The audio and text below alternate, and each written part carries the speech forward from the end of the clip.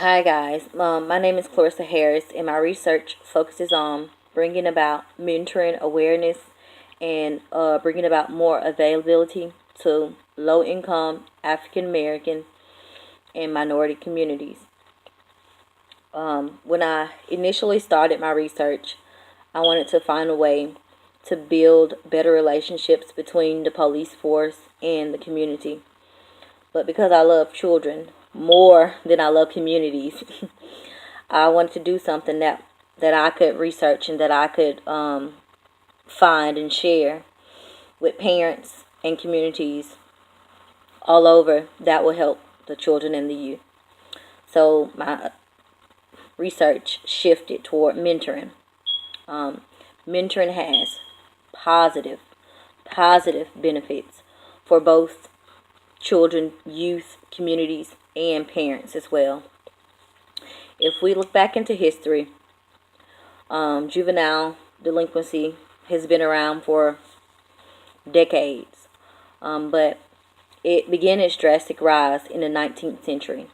And before then, the Industrial Revolution, along with the Great Depression, the Industrial Revolution, it it brought about change, and it brought about great things for many in America. But for the lower class and poor, it brought about challenges. And so then spurred juvenile delinquency and a lot of children and youth being involved in activities and crimes. So that's when society noticed that social programs needed to be put in place to help the youth. And so, in turn, we had Big Brothers, Big Sisters was created, Boys and Girls Club was created, Boy Scouts and Girl Scouts was created back then. And the last attempt to help the youth was the Civilian Conservation Corps. And all of these programs tried to build character, self-reliance, and it tried to help build better relationships between the youth and the communities in which they live. Many theories attempt to explain juvenile delinquency, but as I look through literature in psychology, sociology, and all the social science, and in criminal justice, the one that struck me to explain juvenile delinquency the best was Travis Hirschi's social bond theory. And his social bond theory contains four elements: it's attachment, commitment, involvement, and belief.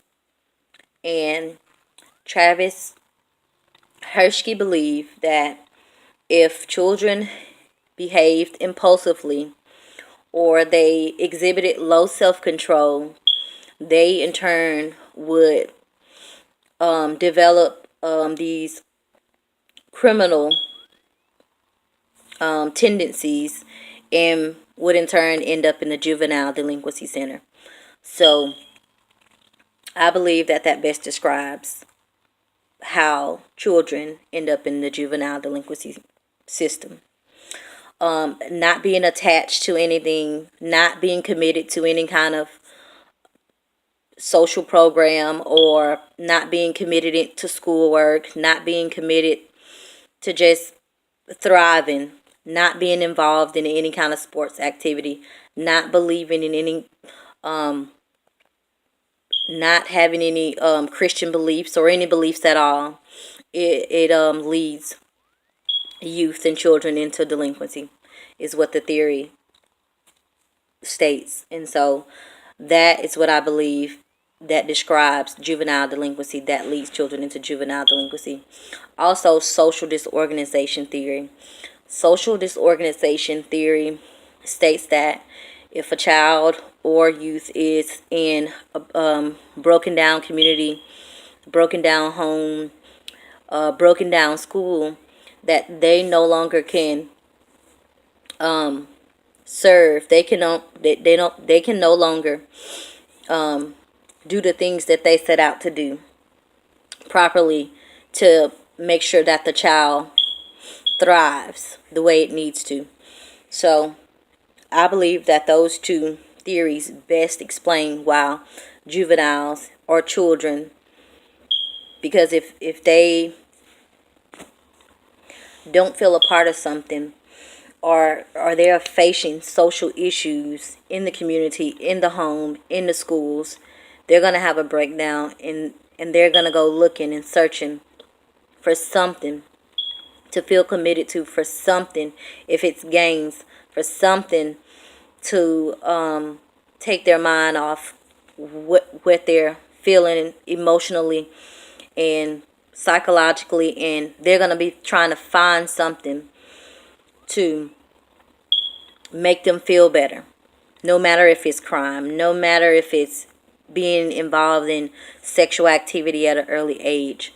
So I believe these two theories best describe why juveniles